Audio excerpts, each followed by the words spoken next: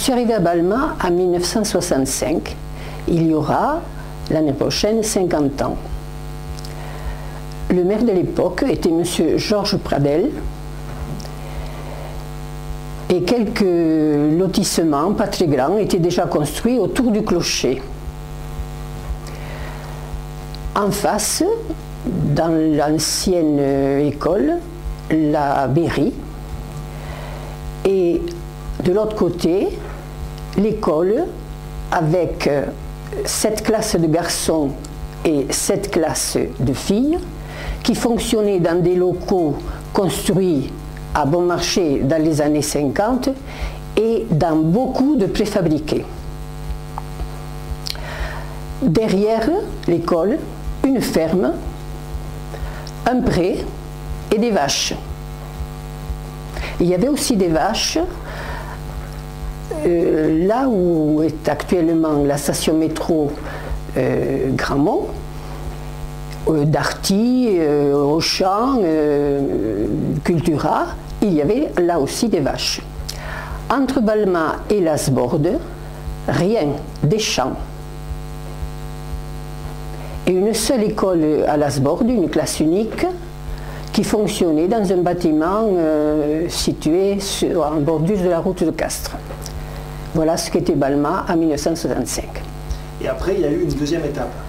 Alors, à partir de 1971, M.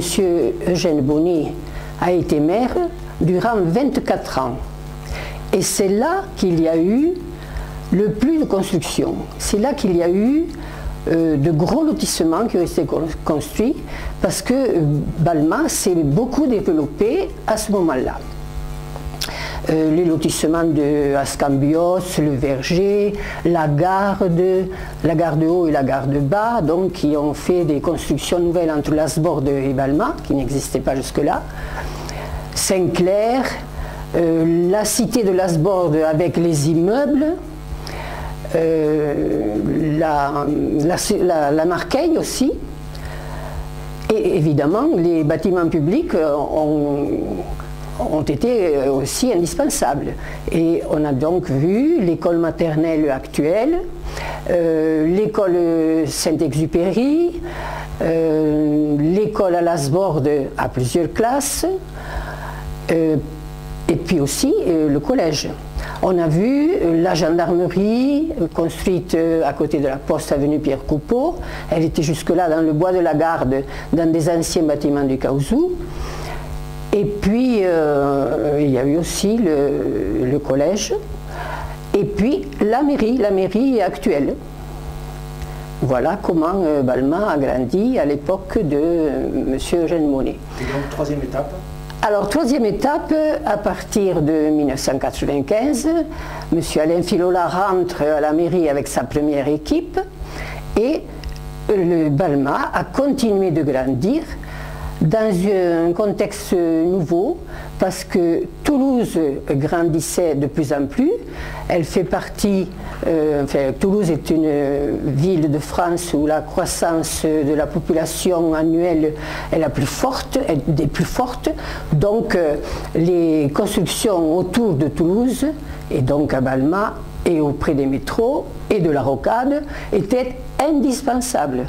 Et je pense qu'elles ont été faites et préparées comme il se doit. Ben, je trouve que le Balma d'aujourd'hui fait bon vivre à Balma. Je trouve que c'est une ville très bien gérée, où il ne manque rien. À Balma, on n'oublie rien.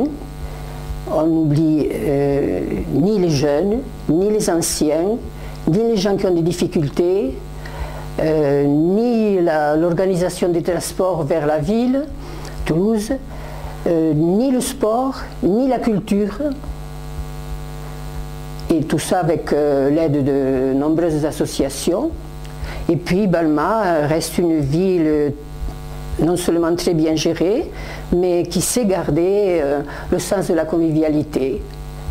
Donc c'est pas étonnant que beaucoup de gens veuillent s'installer à Balma. C'est une ville très accueillante.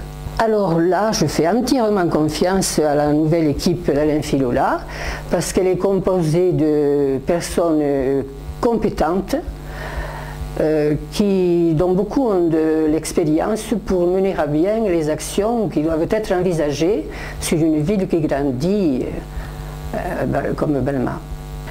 Et donc, moi je pense que si un grand homme issu de notre région,